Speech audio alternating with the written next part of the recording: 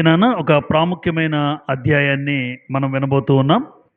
ప్రాముఖ్యమైన అధ్యాయం లేవీకాండము.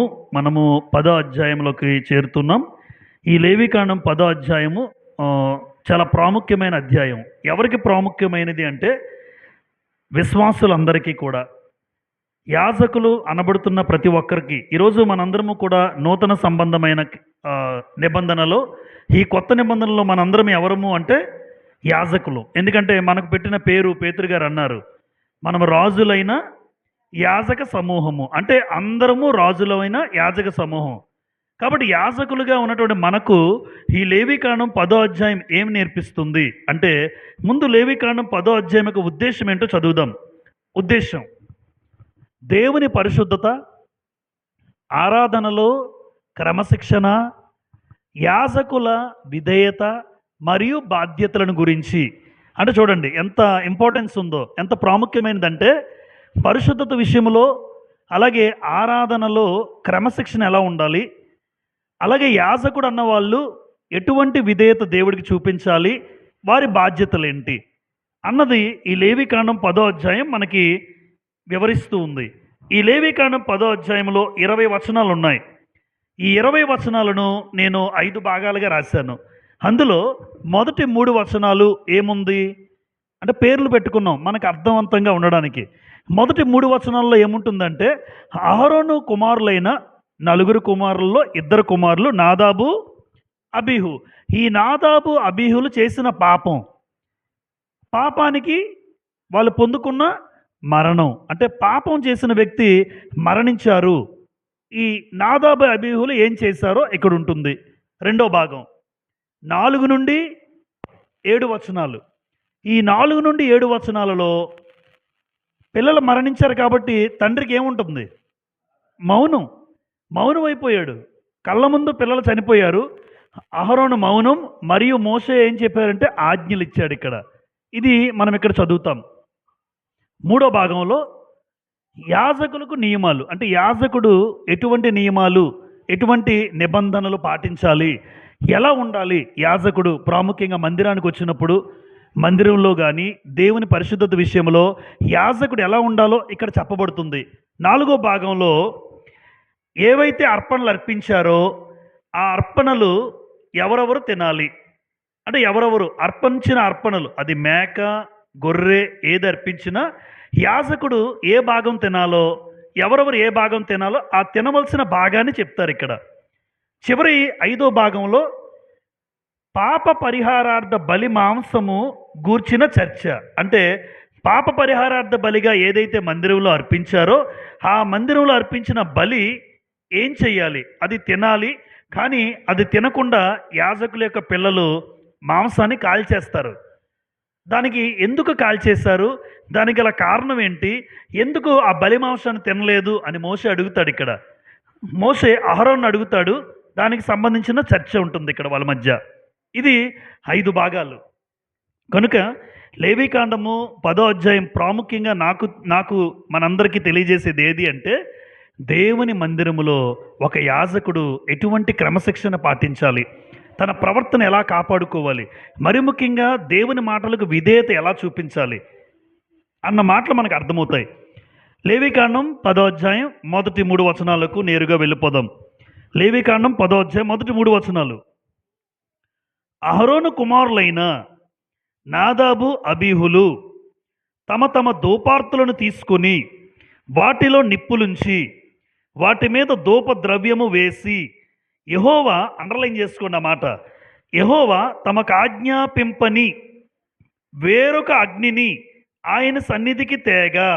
ఆజ్ఞాపించారా, ఆజ్ఞాపించలేదా? ఆ మాట చూడండి ఎంత చక్కగా రాశారంటే, దేవుడు చెప్పలేదు, దేవుడు ఆజ్ఞాపించలేదు, దేవుడు ఇది చేయమని చెప్పలేదు. అంటే ధూపం వేయమన్నాడు తప్ప దేవుడు ఆజ్ఞాపించలేని అగ్ని తీసుకొచ్చారు. 2, యెహోవా సన్నిధి నుండి అగ్ని బయలుదేరి వారిని కాల్చివేసెను. ఎక్కడి నుంచి వచ్చింది అగ్ని? పరలోకము నుండి. అంటే దేవుని సన్నిధి నుండి అగ్ని వచ్చి అక్కడికక్కడ ఆ ఇద్దరు కాలిపోయారు, కాల్చివేసింది అగ్ని. వారు యెహోవా సన్నిధిని మృతి పొందిరి చనిపోయారు. 3. అప్పుడు మోషే అహరోనుతో ఇట్లా ఇది యెహోవా చెప్పిన మాట, నా యొద్ద నుండి వారి యందు నేను నన్ను పరిశుద్ధపరచుకుందును, ప్రజలందరి ఎదుట నన్ను మహిమపరచుకుందును అని 3వ వచనం మాట్లాడారు. ఇక్కడ దాని అర్థం ఏంటి అంటే, అందరూ చూస్తుండగా నన్ను నేను పరిశుద్ధపరచుకుంటాను అంటున్నాడు దేవుడు. మోషే అలా మాట్లాడుతున్నాడు. అహరోనుకి ఏం అర్థం అవ్వట్లే. వాస్తవానికి ముందు 2 వచనాలు చూద్దాం. అహరోను కుమారులైన నాదాబు, అబీహులు దేవుడు చెప్పలేని అగ్ని తీసుకొచ్చారు. దేవుడు ఆజ్ఞాపించలేదు ఈ అగ్ని తేవాలని. కానీ వాళ్ళు సొంతంగా ఆలోచించి ఏం చేశారంటే, దేవునికి ధూపం వేయాలనే ఆసక్తి గొప్పదే, ధూపం వేయాలనుకున్నారు, మంచిదే. కానీ ధూపం వేసే పరిస్థితిలో ఆ నిప్పులు తీసుకొచ్చే పరిస్థితి ఎక్కడంటే, ఎక్కడో అన్యాగ్ని అని రాశాడు. అన్యాగ్ని అంటే అన్యమైన అగ్ని. దేవుడు ఆజ్ఞాపించని అగ్ని తెచ్చారు. దాన్ని ఇంగ్లీష్లో ఏమన్నాడంటే స్ట్రేంజ్ ఫైర్ అన్నాడు. ఫైర్ అంటే అగ్ని. స్ట్రేంజ్ ఫైర్ అని వాడాడు బైబిల్లో మాట. అంటే స్ట్రేంజ్ ఫైర్ అంటే ఏదో కొత్త అగ్ని, దేవుడు చెప్పలేంది, దేవుడు ఆజ్ఞాపించలేని అగ్ని తీసుకొచ్చారు. దేవుని కోపానికి గురయ్యారు. ఇక్కడ యాజకులకు ఏమర్థం అవ్వాలి అంటే, సేవ చేసే సేవకుడికైనా, సువార్థికుడికైనా, విశ్వాసులకైనా ఏమర్థం అవ్వాలంటే, దేవుడు చెప్పలేనిది చేసినప్పుడు అది అవిధేయత. దేవుడు ఆజ్ఞాపించలేనిది చేసినప్పుడు దేవుడి మాట వినకపోవడం. పాత నిబంధన కాలంలో ఏముందంటే వెంటనే శిక్ష వచ్చింది. మీరు అడగచ్చు, ఈరోజు చాలామంది దేవుడు చెప్పలేనిది చేస్తున్నా చనిపోవట్లేదు. కరెక్టే, చనిపోవట్లేదు. కానీ ఒకటి, చనిపోతున్నాడు ఆత్మీయంగా చచ్చినవాడు దేవుని కనుదృష్టి ఎదుట. అప్పటికప్పుడు యేసుక్రీస్తు 2వ రాకడ వచ్చింది అనుకోండి, ఆ వ్యక్తి ఎత్తబడ్డు. ఇప్పుడు చూడండి, సంఘానికి వచ్చిన వాళ్ళలో ఎంతమంది దేవుడు ఆజ్ఞాపించింది చేస్తున్నారు? ఆజ్ఞాపించలేనిది చేస్తున్నా ఇంకా భూమి మీద మన కళ్ళ ఎదుట భౌతికంగా ఉంటారు. కానీ దేవుడి కనుదృష్టిలో వాళ్ళు ఎప్పుడూ చచ్చిపోయారు. అందుకే ప్రకటన గ్రంథంలో మనం చూస్తాం ఒక మాట. ప్రకటన గ్రంథం 3వ అధ్యాయంలో 1వ వచనంలో చెప్తారు, మీరు జీవించుచున్నామన్న పేరు మాత్రం ఉన్నది కానీ నీవు మృతుడవే. అంటే నువ్వు బతుకున్నావు అంతే. ఏంటి? శరీరముతో బతుకున్నావు, కానీ నీ ఆత్మ ఎప్పుడో చచ్చిపోయింది. నీ ఆత్మీయంగా నువ్వు ఎప్పుడో చనిపోయావు. అప్పటికప్పుడు యేసుక్రీస్తు రాకడొస్తే ఆ వ్యక్తి ఎత్తబడ్డు, ఆ విషయంలో చచ్చిపోయాడు. ఇది మనుషులకు అర్థం కాదు. ఎందుకు అంటే మనకు భౌతిక మరణమే కళ్ళ ముందు కనబడుతుంది. భౌతిక మరణమే కనబడుతుంది తప్ప ఇక్కడ జరిగింది భౌతిక మరణం. కానీ దేవుడు చెప్పలేందే చేశారు. కానీ ఆ రోజుల్లో ధర్మశాస్త్రాన్ని బట్టి వాళ్ళు చంపబడాలి, దేవుడు చంపేశారు. నేను చెప్పలేంది మీరు చేశారని. మరి ఈరోజు ఎంతమంది క్రైస్తవులు సంఘానికి వచ్చి కూడా దేవుడు చెప్పలేంది చేస్తున్న వాళ్ళు ఎంతమంది ఉంటారు మీరు ఊహించండి. మనలో ఎంతమంది ఉంటారు? పోనే దేవుడు వద్దన్నది చేసేవాళ్ళు, దేవుడు చెయ్యొద్దన్నది చేసేవాళ్ళు ఎంతమంది ఉంటారు? వాళ్ళందరూ దేవుని దృష్టిలో ఆత్మీయంగా చనిపోయిన వారే. తప్పదు, మరి ఆత్మీయంగా చనిపోయిన వారే. జీవించుచున్నామన్న పేరు ఉంది, ఏదో బతుకుతున్నానంతే, భూమి మీద తింటాను, తిరుగుతాను, అన్నీ చలిస్తున్నాను. కానీ దేవుడు కనుదృష్టిలో నేను ఎప్పుడో చచ్చిపోయాను.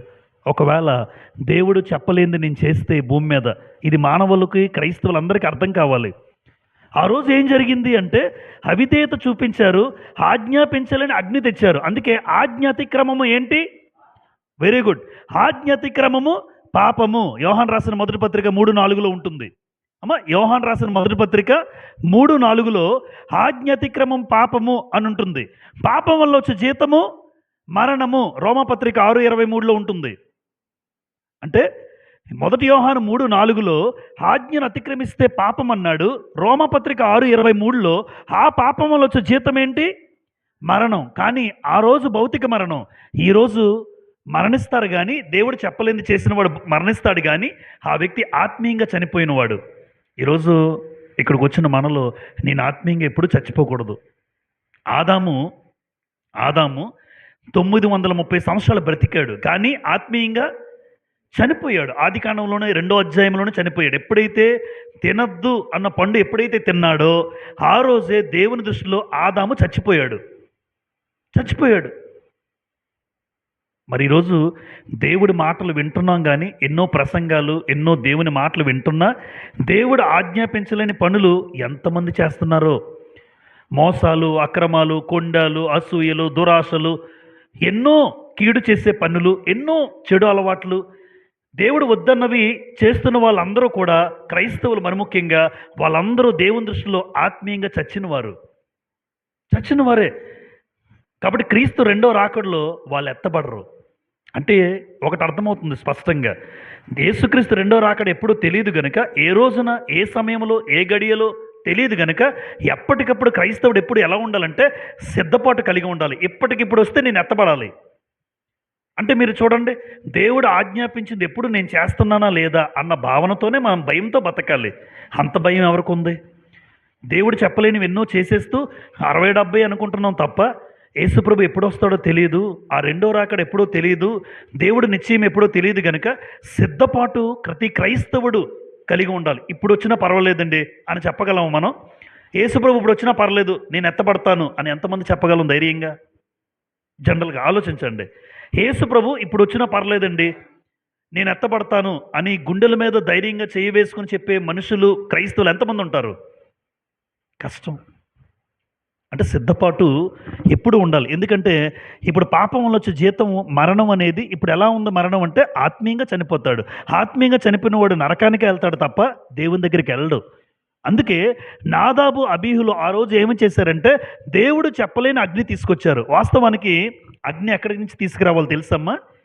అగ్ని ఆ నిప్పులు ఎక్కడి నుంచి తీసుకురావాలి అంటే లేవీకాండం 16వ అధ్యాయం.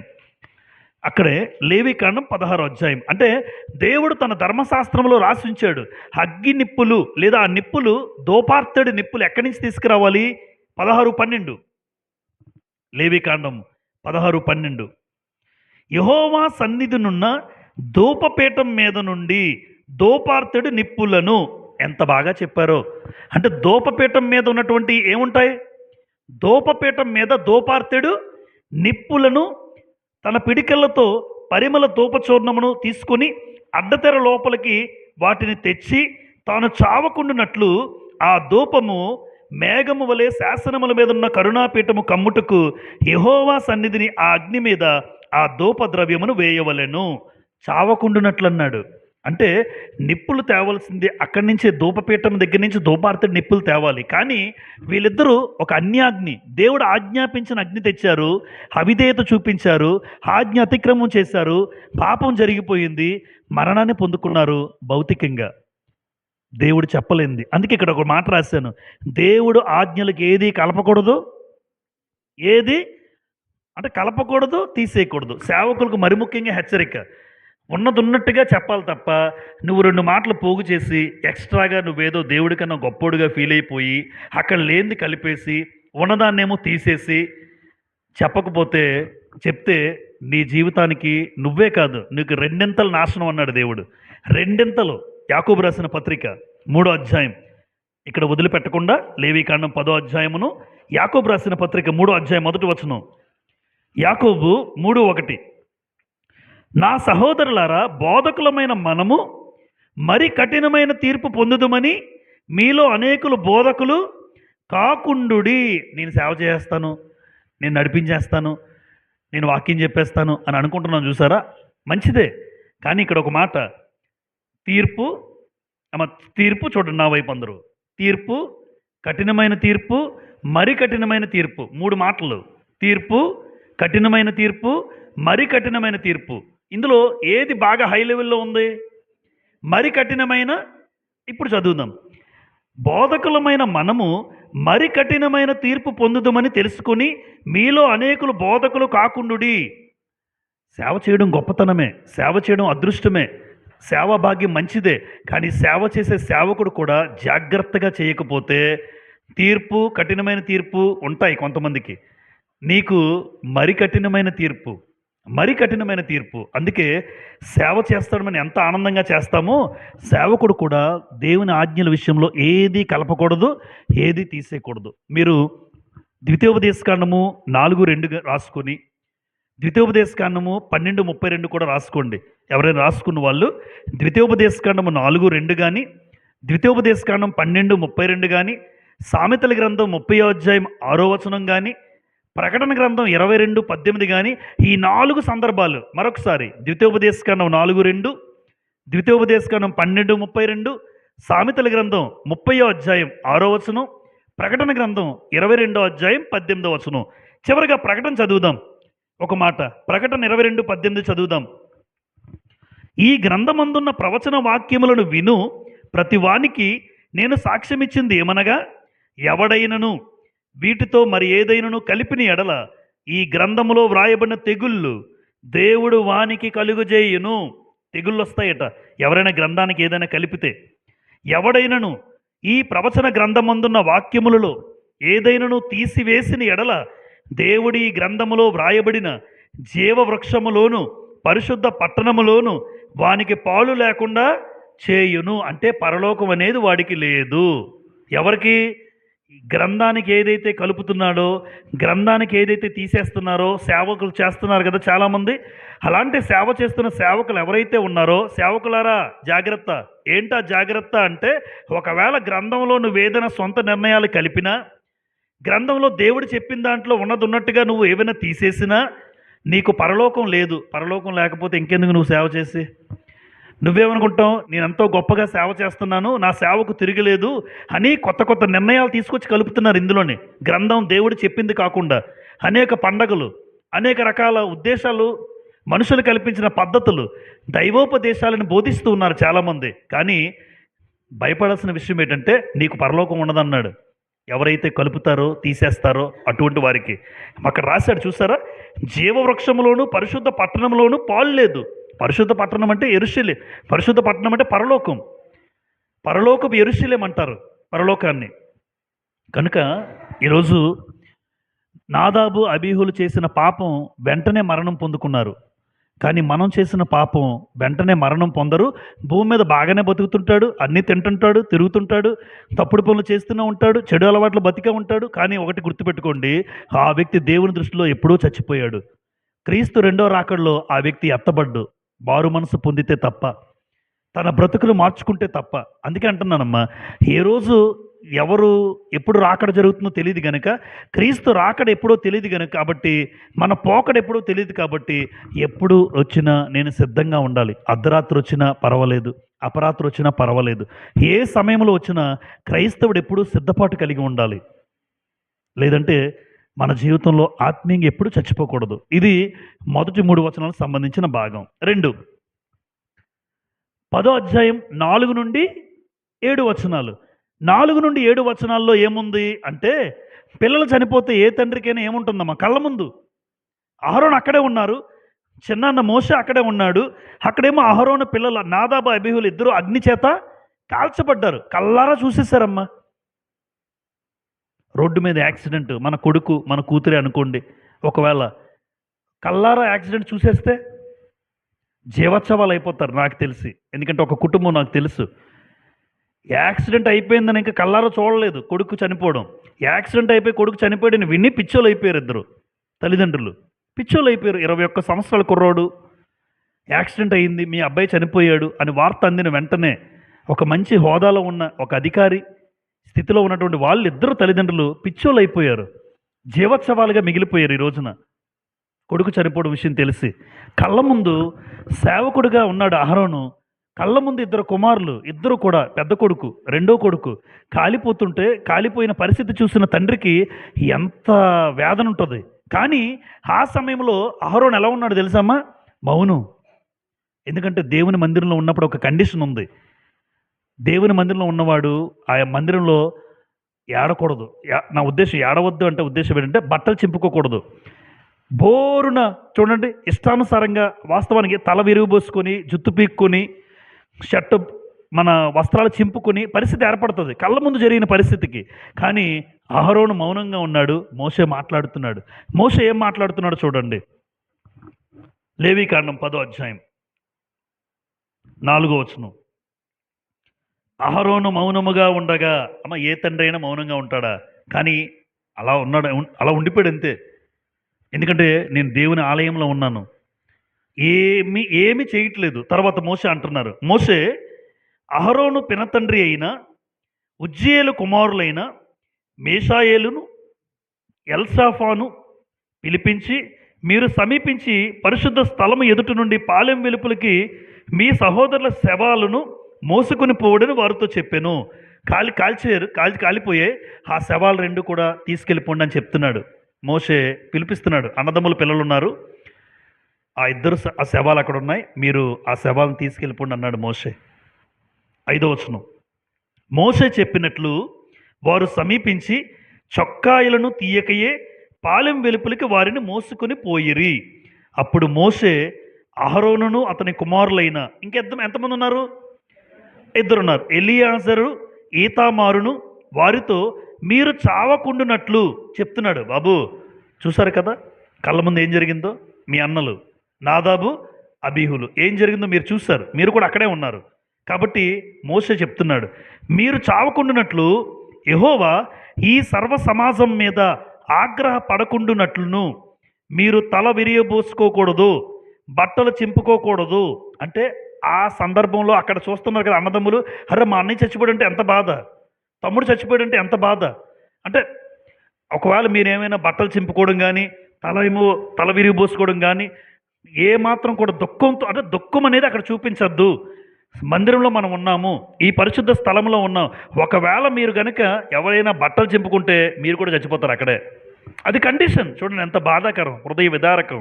తర్వాత ఒక పని చేయొచ్చు, కానీ యెహోవా వారిని కాల్చినందుకు మీ సహోదరులైన ఇశ్రాయేల్ ఇంటి వారందరూ ఏడవచ్చు, కానీ బట్టలు చింపుకునే పరిస్థితి కానీ తల విరిగిపోసుకునే పరిస్థితి కానీ మీకు రాకూడదు. మీరు కనుక ఆ పని చేస్తే ఒకవేళ అక్కడ మీరు కూడా చనిపోతారు. మీరు చావకుండానట్లు ఒకవేళ ఏడుపు వస్తే ఏడండి, ఏడవడానికి మాత్రం అవకాశం ఇచ్చాడు, అంతకు మించి మీవేం చేయకూడదు అని ఆజ్ఞాపిస్తాడు మోషే. అందుకే చూడండి, అహరోను మౌనం మోషే యొక్క ఆజ్ఞలు. దేని గురించి ఆజ్ఞలు ఇచ్చాడు? శోకంపై ఆంక్షలు. శోకము అంటే దుఃఖం, వేదన. అక్కడ కూడా ఆజ్ఞలు చెప్తున్నాడు, ఎట్టి పరిస్థితుల్లో మన పరిశుద్ధ స్థలంలో మీరు తల విరిగిపోసుకోకుండా బట్టలు చింపుకునే పరిస్థితి రాకూడదు, దుఃఖాన్ని వ్యక్తపరచకండి. ఇక్కడ ఒక మాట అందరూ చూడండి, ఇది ఎవరి న్యాయమైన తీర్పు? మోషే అంటున్నాడు, ఈ దేవుని న్యాయమైన తీర్పుని ఏం చేయాలి? మనం అంగీకరించాలి. ఇది దేవుడి తీర్పు, తప్పదు. ఎందుకంటే వాళ్ళు ఆజ్ఞాపించని తప్పు పని చేశారు, దేవుడు చెప్పలేనిది చేశారు. అందుకే మోషే అంటున్నాడు, నా పిల్లలే, వాస్తవానికి అన్న పిల్లలు నాకు కూడా కుమారులే, కానీ ఇది దేవుని న్యాయమైన తీర్పు, దీన్ని మనం అంగీకరించాలి. అందుకే అమ్మా, తప్పు చేయలేనంత వరకు ఒకటే, కానీ తప్పు చేసి నష్టం వస్తుంది ఒక రోజున, మనం ఏం చేయగలం? ఏడవడం తప్ప. వాళ్ళ కోసం బాధపడతాం, ఏడవడం. తప్పు జరగకుండా ముందే జాగ్రత్త పడాలి. చెప్తుంటాం చాలాసార్లు, అమ్మ విగ్రహారాధన చేయకండి, చాలామందికి చెప్తుంటాను నేను, విగ్రహ సంబంధం వాటికి దూరంగా ఉండండి, విగ్రహాలు సంబంధించిన ఆచారాలు సాంప్రదాయాలు ఏది చేయకండి. ఎందుకంటే దేవుని ఉగ్రత వస్తుంది, ఆ ఉగ్రత వచ్చినప్పుడు మనం తట్టుకోలేం. మన కుటుంబంలో మన శరీరంలో ఏదైనా జరిగితే ఏడవడం తప్ప రేపు పొద్దున్న ఏముండదండి. ఎన్నోసార్లు చెప్తుంటాను స్థానిక సంఘంలో కూడా అనేక మందికి, కానీ ఆ విగ్రహ సంబంధమైన చేసిన వాళ్ళు కనబడుతుంటారు అక్కడక్కడ. దానికి తగిన ఫలితం అనుభవించారనుకోండి, ఏం చేయగలను? నేను మాత్రం ఏం చేయగలను? అరే చెప్పాను, వాళ్ళు వినలేదు. మోషే కూడా అదే అంటున్నాడు, ఆజ్ఞాపించలేనిది ఎప్పుడు చేయకూడదు. మీరు దేవుడు వద్దన్నది చేశారంటే దేవుని ఉగ్రత రాదు. ఇప్పుడు ఎంత బాధ, వాళ్ళు చూస్తుంటే చాలా బాధ అనిపిస్తుంది, అరే మన వాళ్ళే కదా అనిపిస్తుంది, ఏడుపు వస్తుంది, దుఃఖపడతాము, కానీ ఏమి చేయలేని పరిస్థితి. అందుకే దేవుని న్యాయమైన తీర్పు అది. ఆయన వద్దన్నాడు, నువ్వు చేసావు. పేతురు రాసిన మొదటి పత్రిక 2వ అధ్యాయం, 1 పేతురు 2:23లో యేసు ప్రభు అంతటి ప్రభువే ఒక అద్భుతమైన మాట చెప్తారు. పేతురు గారు ప్రభు విషయంలో ఒక మాట చెప్తారు, చూడండి. 1 పేతురు 2:23, ఆయన దూషింపబడి బదులు దూషింపలేదు, ఆయన శ్రమ పెట్టబడి బెదిరింపక న్యాయముగా తీర్పు తీర్చు దేవునికి తన్ను తాను అప్పగించుకొనెను అన్నారు. అమ్మ చూడండి, యేసు ప్రభుని దూషించారా? అమ్మ దూషించలేదా? తిరుగుబోతూ, తిండిపోతూ, త్రాగుబోతూ, వ్యసనపరుడు ఎన్నో ఉన్నారు. ఎవరినైనా తిరిగి దూషించాడమ్మా? నువ్వేరా అన్నాడా? నువ్వు, మీ కుటుంబం అంటారు మన వాళ్ళు. మీరే తిరుగుబోతులు, మీరే త్రాగుబోతులు, మీ కుటుంబం అంతా త్రాగుబోతులే అని మనం అంటామేమో, కానీ ఎవరన్నా పడ్డాడు ఆయన, అంతే. తిరిగి దూషించలేదు యేసు ప్రభు. తర్వాత శ్రమ పెట్టబడి ఎవరిని బెదిరించలేదు. ఒకరోజు నీ పని చెప్తానండు, నాకు సిలువ వేస్తారా? మీరందరూ నేను దేవుని కుమారుడిని, ఒకరోజు మీకు ఏమవుద్దో చెప్తాను చూడండి అని ఎవరిని బెదిరించలేదు. సిలువ వేసిన వాళ్ళు కూడా క్షమించేశాడు ఆయన. బెదిరించక న్యాయముగా తీర్పు తీర్చు దేవునికి తను ఏం చేశాడు? అంటే ఈ తీర్పు ఎవరిది? నా మీద సిలువ మరణం రావాలనేది ఎవరిష్టం? దేవుడి ఇష్టం. అందుకే ఇది దేవుడి తీర్పు. నేను శిలువ మరణం అనుభవించాలి ప్రతి మనిషి కోసం. ఇది దేవుని తీర్పు. ఇక్కడ కూడా అహరోను కుమారుల విషయంలో జరిగింది ఏంటి అంటే దేవుని తీర్పు అంటున్నాడు. ఇది దేవుడి తీర్పు, మనం ఏం చేయలేము ఇది. ఎందుకంటే వాళ్ళు చేసిన పాపాన్ని బట్టి ఇది దేవుని న్యాయమైన తీర్పు. మనందరం కూడా ఏం చేయాలి? అంగీకరించాలి. 2, దేవుని చేత అభిషేకింపబడిన వారు తల విరియబోసుకోకూడదు, బట్టలు చింపుకోకూడదు. దీని అర్థం ఏంటంటే మూడోది చూడండి అమ్మ, అందరూ చూడండి. వ్యక్తిగత దుఃఖము కంటే దేవుని సేవకు అధిక ప్రాముఖ్యత ఇవ్వాలి. నిజం. అంటే బాధ కలుగుతుంది, ఇబ్బంది కలుగుతుంది. వ్యక్తిగతంగా నాకు దుఃఖం వస్తుంది. ఇప్పుడు నా కుటుంబంలో నా తండ్రి చనిపోయాడండి, నా తల్లి చనిపోయిందండి. బాగా దుఃఖం ఉంటుంది. ఎంత దుఃఖం ఉంటుందో కానీ ఆ సందర్భంలోనే తెలిసినప్పటికీ కూడా దుఃఖాన్ని వ్యక్తపరచకుండా ఉంటుంది. మనసులో దుఃఖం, వేదన. ఆ సమయానికి వ్యక్తపరచకుండా నేను దేవుని మందిరంలో ఉన్నాను, ఇక్కడ దుఃఖాన్ని వ్యక్తపరచలేము. చనిపోయిన తల్లి, చనిపోయిన తండ్రి కన్నా దేవుని మందిరంలో ఉన్నాను. ఈ పరిచర్య ముగించిన తర్వాత నేను ఏడుస్తాను. ఈ పరిచర్య ముగించిన తర్వాత నేను బాధపడతాను. నా తల్లి కోసం, నా తండ్రి కోసం, నా వాళ్ళ కోసం బాధపడతాను. నాకు దగ్గరగా ఉన్న వాళ్ళు చనిపోతే మందిరంలో పరిచర్య చేస్తున్నప్పుడు, ఒకవేళ వాక్యం చెప్తున్నప్పుడే చనిపోయారు అనుకోండి, వాక్యం చెప్పిన తర్వాత ఏడుస్తాను. వాక్యం చెప్పిన తర్వాత నా బాధను వ్యక్తపరుస్తాను. అంతేగాని వ్యక్తిగతమైన దుఃఖం కంటే, వేదన కంటే దేవుని మందిరంలో సేవే ముఖ్యం నాకు అన్నది చెప్తున్నాడు. అందుకే అహరోను ఎలా ఉన్నాడు? మౌనంగా ఉన్నాడు. కారణం, యాజకుడు పిల్లలు చనిపోయినా అలా ఉన్నాడంటే ఒకటే, దేవుని సేవకుడు వ్యక్తిగతంగా తన దుఃఖం ఉంటుంది, ఆ బాధను దిగమింగుకొని దేవుని సేవకే ప్రాముఖ్యతనివ్వాలి. అది నేర్పిస్తున్నారు మనకి ఈరోజు. అది నేర్పిస్తున్నాడు. నెంబర్ 3, లేవికాండం 10వ అధ్యాయం 8 నుండి 11 వచనాలు. ఈ 8 నుండి 11 వచనాలలో యాజకులకు నియమాలు చాలా ప్రాముఖ్యమైందమ్మ. ఈ భాగం చాలా ప్రాముఖ్యమైంది. యాజకులకు నియమాలు. ఎటువంటి నియమాలు ఇచ్చారు? ఈరోజు మనందరము కూడా రాజులైన యాజక సమూహం అన్నాం. పేతురు రాసిన మొదటి పత్రిక 2వ అధ్యాయం 9వ వచనం ప్రకారం, అయితే మీరు చీకట్లో నుండి ఆశ్చర్యకరమైన తన వెలుగులోనికి మిమ్మల్ని పిలిచిన వాని గుణాతిశయమును ప్రచురము చేయ నిమిత్తము ఏర్పరచబడిన వంశమును, రాజులైన యాజక సమూహమును, పరిశుద్ధ జనమును, దేవుని సొత్తైన ప్రజలై అంటాడు అక్కడ పేతురు గారు. అంటే రాజులైన యాజకులు. నేను యాజకుడిని. యాజకుడు ఏం చేయాలి తెలుసమ్మా? అందరూ చూడండి. యాజకుడు ఏం చేయాలంటే ద్రాక్షరసము, మద్యము త్రాక్కూడదు. ద్రాక్షరసము, మద్యము ముట్టుకొని మందిరానికి రాకూడదు, పరిచర్యలోకి రాకూడదు, దేవుని మందిరంలో ఉండకూడదు. ద్రాక్షరసము, మద్యము ముట్టుకోకూడదు అని రాస్తాడు. చూడండి ఆ మాట. లేవికాండం 10వ అధ్యాయం 8వ వచనం, 8 నుండి 11. మరి యెహోవా అహరోనుతో ఇట్లనెను, మీరు ప్రత్యక్షపు గుడారములోనికి వచ్చినప్పుడు, అమ్మ ఏ గుడారం అంటే వాళ్ళకి మనం మందిరంలోకి వచ్చినప్పుడు అని అర్థం చేసుకోండి. ప్రత్యక్షపు గుడారంలోకి వచ్చినప్పుడు మీరు చావకుండునట్లు నీవును నీ కుమారులను ద్రాక్షరసమునే గాని మద్యమునే గాని త్రాగకూడదు. అంటే ఒకవేళ తాగిన వాడు చచ్చిన వాడితో సమానము అన్నాడు. ఎందుకంటే మనం యాజకుడు ఎవరో కూడా ద్రాక్షరసాన్ని, మద్యాన్ని ముట్టుకొని దేవుని మందిరంలోకి రాకూడదు, దేవుని పరిచర్యలో ఉండకూడదు. ఎందుకు ఇలా ఈ బాధ్యత చెప్పాడు తెలుసమ్మా? ఆల్రెడీ 2 చనిపోయారు. మరలా ఇంకొని మిగిలిన ఎంతమంది? 2. అంటే అన్నకి ఇంకా 2 ఉన్నారు. ఆ 2 పిల్లల పరిస్థితి కూడా చనిపోతే, అందుకే మోషే దేవుడు ఏం చేశారంటే యాజకులుగా నెక్స్ట్ మీ 2 ఉన్నారు. ఎలియాజరు, ఎవరెవరు? ఈతామారు. ఈ ఎలియాజరు, ఈతామారు అన్నయ్య అహరోను, మీ కుమారులు 2 కూడా ద్రాక్షరసము, మద్యము ఎట్టి పరిస్థితుల్లో ముట్టుకోకూడదు. ఈరోజు క్రైస్తవులకి దేవుడు మనకు నేర్పిస్తున్న పాఠం ఏంటంటే ద్రాక్షరసము రాజులకు తగదు అని రాసుంది.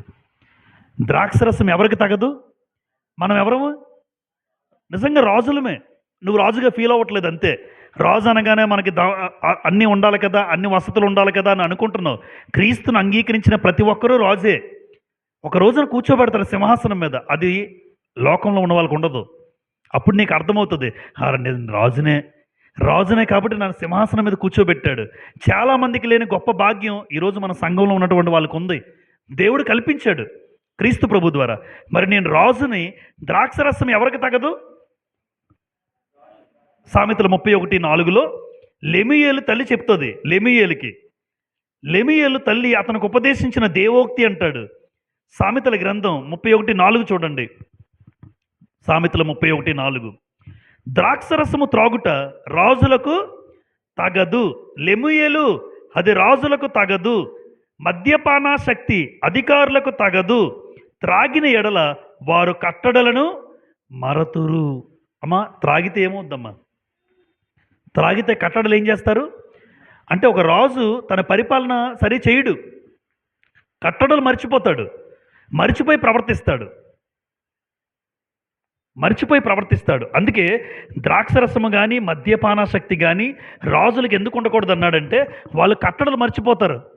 అధికారము ఎలా నడిపించాలో, ఎలా పరిపాలించాలో ఆ పరిపాలన మర్చిపోతాడు, ఇష్టానుసారంగా ప్రవర్తిస్తాడు తాగినోడు. రెండు ద్రాక్షరసము వెక్కిరింతల పాలు చేస్తుందని రాస్తుంది గ్రంథంలో. సామెతల గ్రంథంలో ఉన్నాం కనుక 20వ అధ్యాయం మొదటి వచనం. సామెతలు 20వ అధ్యాయం మొదటి వచనం. సామెతలు 20వ అధ్యాయం మొదటి వచనం. ద్రాక్షరసము వెక్కిరింతల పాలు చేయును, మద్యము అల్లరి పుట్టించును. దాని వశమైన వారందరూ జ్ఞానము లేనివారు. అంటే మందు తాగుతున్నాడు, ద్రాక్షరసము తాగుతున్నాడు అంటే జ్ఞానం ఉందా లేదా? జ్ఞానము లేదని అర్థం. దేవుడు చెప్పేశాడు, ద్రాక్షరసం వెక్కిరింతల పాలు చేస్తుంది. నిజంగా చూడండి, ఎక్కడెక్కడ తాగి పడిపోతుంటారు రోడ్ల మీద. చాలామందిని మనం చూస్తాం, ఇదంతా సొంగ కారుతూ చూస్తాం. చాలా సందర్భాలు చూశాను రోడ్ల మీద. ఇసుకంటుకు పోయి ఆ భార్య పరిస్థితి ఏంటో పాపం, ఆ పిల్లలు ఎదురు చూస్తుంటారు భార్య బిడ్డలు. ఈయనేమో రోడ్ల మీద దుండుతుంటాడు, రోడ్డును శుభ్రం చేస్తుంటాడు మనోడు. ఎంత బాధాకరం, వేదనకరం చూడండి. ఆ పిల్లలు ఎంత బాధపడతారు, ఆ తల్లి, ఆ భార్యకి ఎంత బాధ. తాగి రోడ్ల మీద పడిపోయి ఏ బండి ఎక్కేస్తే రేపొద్దున్న ఆ కట్టుకున్న భార్య పరిస్థితి ఏమవుద్ది ఆలోచించరు. ఏదో బిడ్డలు కనీసం కదా అమ్మ, పందులు కూడా కంటాయి పిల్లల్ని. ఒక తండ్రిగా పిల్లలకి అన్నావంటే నీకు బాధ్యత ఉండాలి. ఎంత బాధ్యత ఉండాలి? పశువులకు అంటాయి పిల్లల్ని. కానీ పశువుల కన్నా ఒక ఉన్నతమైన స్థితిలో దేవుడు మనకి మనుషులుగా తీర్చిదిద్దాడు, ఒక అవకాశం ఇచ్చాడు మనిషిగా. ఈరోజు బాధ్యత లేనటువంటి తండ్రులు కనబడుతూ ఉంటారు. ఎందుకంటే మద్యానికి బానిసైపోయి. ఇక్కడ చెప్తున్నాడు, దాని వశమైన వారందరూ జ్ఞానము లేనివారు అన్నాడు. తర్వాత 23వ అధ్యాయం సామెతల గ్రంథం 23:20 చూడండి. సామెతల గ్రంథం 23:20. ద్రాక్షరసము త్రాగువారితోనైనను మాంసము హెచ్చుగా తినువారితోనైనను సహవాసము చేయొద్దు అన్నాడు. ఎందుకంటే ఈ మందు తాగుతాడు తిరిగితే ఆడెప్పుడు ఏం చేస్తాడో తెలియదు. సీసా తీసి నీ బోర మీద కొడతాడు, ఎందుకంటే ఎక్కువైపోయిన తర్వాత. అలాంటివి కూడా జరుగుతుంటాయి, చూస్తుంటాం. బార్ షాపుల్లో రకరకాలుగా పేపర్ న్యూస్లు ఎక్కువ చదువుతుంటాను నేను. బార్ షాపులో ఏం జరిగిందంటే, తాగారు, నలుగురు స్నేహితులు, ఒకటి సీసా తీసి ఆడ బుర్ర మీద పగలగొట్టాడు. ఈడనుకుంటే అనవసరంగా తాగినోడితో తిరిగాను బాబు. అదే మరి దేవుడు ముందే చెప్పేశాడు, ద్రాక్షరసము త్రాగువారితోనైనను నువ్వు సహవాసం చేయొద్దు అన్నాడు. లేదు, ఈరోజు నీ తల పగిలిపోయింది, ఉండొచ్చో ఉండడో తెలియదు మనకి ఈరోజు. అంటే సహవాసం ఎవరితో చేస్తున్నాడు చూడండి. ద్రాక్షరసము తగదు అన్నాడు, వెక్కిరింతల పాలు చేస్తుంది, అల్లరి పుట్టిస్తుంది. అది లోనకి వెళ్తే మాటలు వస్తాయి కొంతమందికి. నాకు బాగా తెలుసు, ఎందుకంటే మా నాన్న బాగా అనుభవించాను కనుక. అంతవరకు చాలా సైలెంట్గా ఉంటాడు. ఎప్పుడైతే లోపలికి వెళ్ళిందో ఇదేంటి తేడా తెలిసిపోద్ది. ఎదిగిన తర్వాత, చిన్నప్పుడు తెలియదు, ఎదిగిన తర్వాత మాట్లాడుతున్నాడంటే స్టార్ట్ అయింది, ఏదో ఉంది లోపల. ఆ లోపల ఉన్నోడు మాట్లాడిస్తున్నాడు. లేదంటే సైలెంట్గా మన వాళ్ళు అంటారు చాలామంది, మావాడు చాలా మంచోడు కానీ తాగితేనేండి అంటాడు. మరి తాగితేనే బాగా మంచోడే, మామూలుగా బావ చాలా మంచోడే. మన బావలు, మన అక్కలు అక్కడక్కడ తారసపడుతూ ఉంటారు. మంచోడే, గుణం మంచిదే. లోపలికి వెళ్ళింది అనుకోండి మనిషే కాదంటారు. ఇంకెందుకు జీవితం అంటే, అలాంటి దాన్ని తాగి 2 నిమిషాల్లో మరలా కూడా బయటికి వెళ్ళిపోద్ది. అమ్మ, శరీరంలోంచి వెళ్ళిపోద్ది. తాగేస్తాడు, 2 నిమిషాల్లో వెళ్ళిపోద్ది. ఆ మాత్రం దానికి గొడవలు, సమస్యలు, పిల్లల జీవితాల నాశనం, ఇంట్లో ఉన్నవన్నీ అమ్మేసి తాకట్లు పెట్టేసి బిడ్డల జీవితాలు పాడు చేసేసి ఆ 2 నిమిషాలు తాగేసి మళ్ళీ బయటికి వెళ్ళిపోద్ది. అది మనకు తెలుసు బయటికి వెళ్ళిపోద్దని. చూసారా? యాజకులు అంటే మరి ముఖ్యంగా క్రైస్తవులకి ఇలాంటివి ఉండకూడదు. లోకంలో ఉన్నవాడు చేస్తుంటాడు, క్రైస్తవులు కూడా మనకు ఉండకూడదు ఇట్టి పరిస్థితి. అలాగే ఒక మంచి మాట రాశాడు సామెతలు గ్రంథం 23లో ఉన్నామా? 23:29 చూడండి. 23:29. ఎవరికి శ్రమ, ఎవరికి దుఃఖము, ఎవరికి జగడములు, ఎవరికి చింత, ఎవరికి హేతువు లేని గాయములు, ఎవరికి మందదృష్టి, ఇవన్నీ ఎవరికట? 30వ వచనం. ద్రాక్ష రసముతో పొద్దుపుచ్చు వారికే కదా. అంటే తాగిన వాడికి ఏముంటాయంటే శ్రమ, దుఃఖం, జగడాలు, చింత, హేతువు లేని గాయాలు. దెబ్బలు ఎందుకు తగిలితే తెలియదు, రోడ్డు మీద పడిపోతాడు. మరి కారణం లేకుండా తగిలించుకున్నాడు. హేతువు లేని గాయాలు, మంద దృష్టి. వాస్తవానికి ఈ మందుని ఎలా రాశాడంటే 32వ వచనం చూడండి. అక్కడ 32, పిమ్మట అది సర్పం వలె కరుచును, కట్లపాము వలె కాటు వేయును. అమ్మ, కట్లపాము గురించి తెలుసా మీకు? చెప్పాను నేను ఒకసారి అక్కడ సంఘంలో ఉన్నప్పుడు. అది కరిచిందని కూడా తెలియదు ఎవరికి. కట్లపాముకున్న ఆ గుణం అట అది. కట్లపాముకున్న గుణం ఏంటంటే అది కరిచిందని కాసేపటికి తెలుస్తుంది, నీకు తెలియదు. అప్పుడు కరిచినప్పుడు కూడా తెలియదు కరిచిందని. అంత రహస్యంగా కరిచి వెళ్ళిపోద్ది. తర్వాత లోపలికి వెళ్ళిన తర్వాత అది స్టేజ్ మారుతుంది. ద్రాక్షరసము, మందు, మద్యపానం కూడా అలాంటిదే. అంటే ఒక్కసారి అలవాటైన తర్వాత మనిషి జీవితం నాశనం తప్ప బాగుపడ్డాడు అన్నాడు చాలా తక్కువ మంది, చాలా తక్కువ మంది. అందుకే సర్పము అది కట్లపాము ఎందుకన్నాడంటే ఒకసారి కాటేసిందంటే, ఆ మద్యపానం కాటేస్తే ఆ కాటుకి బలి అయిపోయిన వాళ్ళు ఎంతమంది చూడండి. ఆ మద్యపానానికి అలవాటైపోయి బానిస అయిపోయి వారి జీవితాలు నాశనం చేసుకుని, కుటుంబంలో సంతోషం లేక, భార్యాబిడ్డలతో సంతోషం లేక ఎంతమంది జీవితాలు నాశనం చేసుకున్నారు. ఈరోజు ఎంతమంది ఈ వాక్యం ద్వారా త్వరలో విని అనేక మంది కుటుంబాలు ఈరోజు, ఒక ఆయన అన్నాడు నిజంగా చాలా ఆనందకరం బాధాకరం విషయం ఏంటంటే, నిజంగా తాగుతున్నాడు కదా, బార్ షాపులోకి వెళ్ళి బాటిల్ ఎత్తినప్పుడు భార్య గుర్తు రావాలి. నా పిల్లలు నా కోసం ఎదురు చూస్తున్నారు, నిజంగా సాయంత్రం ఇంటికి వెళ్ళి ఆ బిడ్డలతో ఆడుకునే ఆలోచన రావాలి, కానీ ఎత్తుతున్నప్పుడైనా గుర్తుండాలి. దీనివల్ల వచ్చేది ఏముందో చెప్పండి? ఏ ఉపయోగం లేదు. ఏదో ఆనందం కోసం, మానసికంగా బాధలు మర్చిపో కోసం అంటారు, కానీ వచ్చిన తర్వాత అది నీకు కాటు వేసిన తర్వాత నీ బిడ్డల జీవితాలు నాశనమైన ఎంతమంది యవ్వన పిల్లలు నాశనం అవుతున్నారు చూడండి. మీ నాన్న తాగుబోతాడురా అని పాపం పిల్లలు కూడా అనేక మంది బాధపడిన పరిస్థితులు ఏర్పడతాయి. అందరి ముందు చులకనగా ఏర్పడే పరిస్థితి. అదే వెక్కిరింతల పాలు అన్నాము. ఆయన వల్ల వెక్కిరింతల పాలు వస్తుంటుంది. మీ నాన్న త్రాగుబోతూ రోడ్ల మీద పడిపోతున్నాడు కదా, ఎంత హేళనకరం చూడండి, ఎంత బాధాకరం. అందుకే నేనేమంటానంటే, బార్ షాప్కి వెళ్తే మందు బాటిల్ ఎత్తుతున్నప్పుడైనా కనీసం నా కోసం ఆలోచించే నా భార్య, నా కోసం ఎదురు చూసే ఏం తెస్తావా అని ఎదురు చూసే నా పిల్లలు, నా మీద ప్రేమతో ఎదురు చూసే నా తల్లిదండ్రులు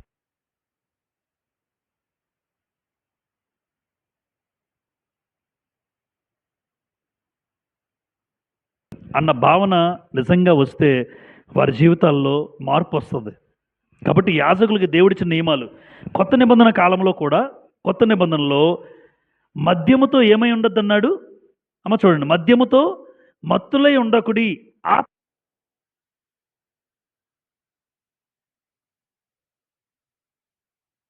మాటలు మనకి వెల్లడిపరుస్తారు. ఒకసారి ఎఫెసీ పత్రిక 5వ అధ్యాయం చూడండి. ఎఫెసీలకు రాసిన పత్రిక 5వ అధ్యాయం, ఎఫెసీలకు రాసిన పత్రిక 5వ అధ్యాయం 18వ వచనం. పౌలు గారు కొత్త నిబంధనలో ఎఫెసీ 5:18లో ఎఫెసీ సంఘంతో చెప్తున్నాడు. ఈరోజు మన సంఘంతో మాట్లాడుతున్నారు.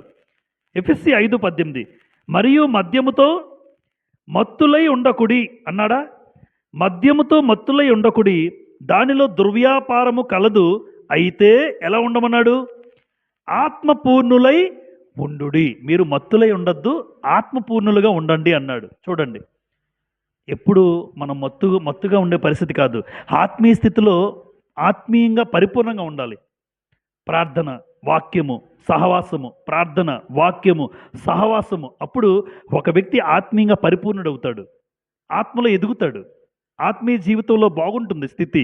కాబట్టి 3వ భాగంలో యాజకులకు ఇచ్చిన నియమాలు ఏంటంటే, ద్రాక్షరసము, మద్యము ముట్టుకోకూడదు, వాటిని తీసుకుని మీరు మందిరంలోకి రాకూడదు.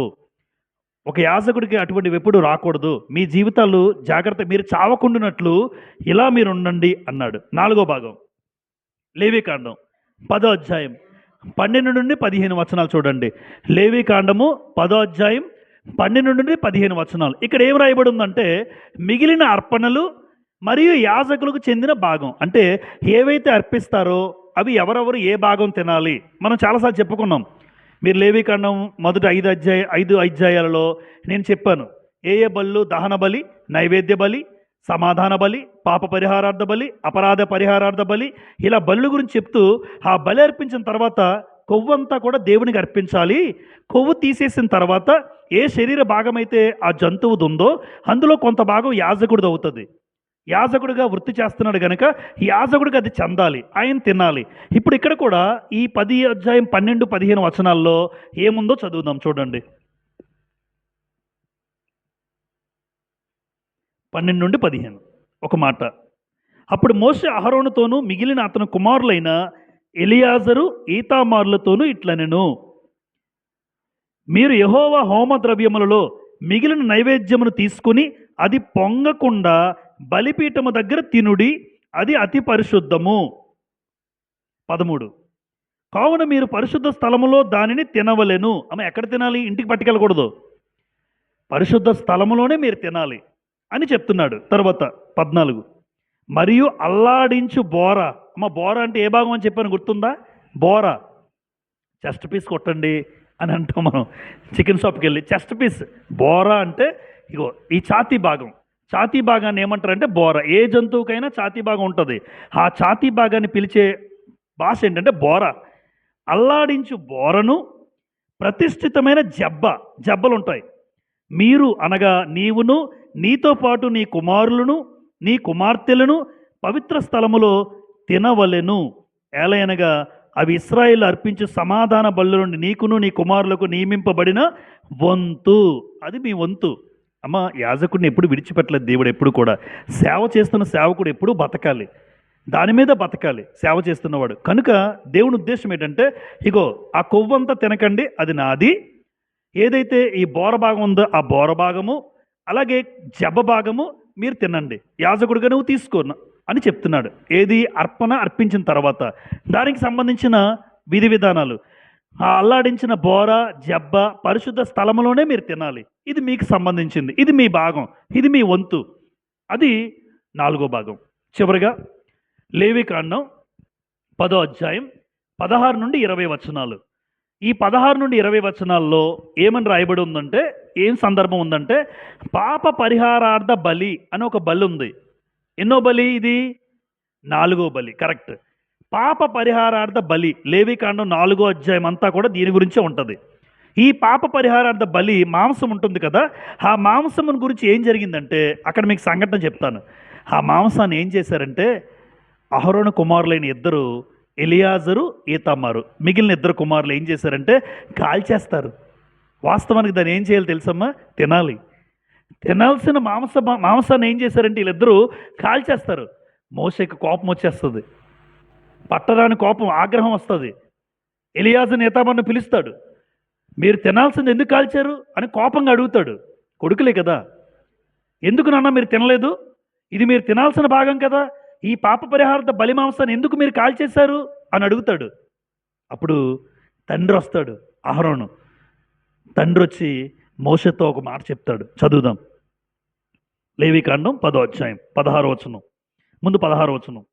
అప్పుడు మోషే పాప పరిహారార్థ బలియగు మేకను కనుగొనవలనని జాగ్రత్తగా వెతికినప్పుడు అది కాలిపోయి ఉండెను. అతడు అహరోను కుమారుల్లో మిగిలిన ఎలియాజరు ఈతామారు వారి మీద ఆగ్రహపడి, ఏం పడ్డాడు? కోపం వచ్చింది మోషేకి. అంటే వాళ్ళు ఏదైతే దేవుడు కోరుకున్నది చెయ్యలేదు. ఎందుకు కోపడ్డాడంటే ఆల్రెడీ ఇద్దరు చనిపోయారు. మరలా మీరు ఏం చెయ్యాలి? పాప పరిహారార్థ బలిగా మేకను అర్పించాం కదా. మోషే వచ్చాడు, మోషే గారు వచ్చి మేకను ఎతుకుతున్నాడు. మేక ఉండాలి కదా ఇక్కడ. అది బలిగా తెచ్చారు. బలిగా తెచ్చిన ఆ మేక అక్కడ కనబట్టలేదు. ఏం జరిగింది అని చూసేసరికి ఏమీ లేదు. ఇగో మిగిలిన ఇద్దరు కుమారులు ఎలియాజరు ఈతామారు ఆ మేకను కాల్చేశారు. వాస్తవానికి బలిగా అర్పించిన మేకను తినాలి వీళ్ళు.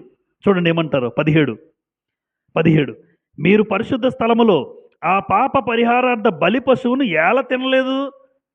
నాన్న అది మీరు తినాలి కదా, తినకుండా మీరేం చేశారు? కాల్చేశారా అని కోప్పడ్డాడు. వాస్తవానికి పాప పరిహారార్థ బలి మాంసాన్ని ఏం చేయాలంటే తినాలి.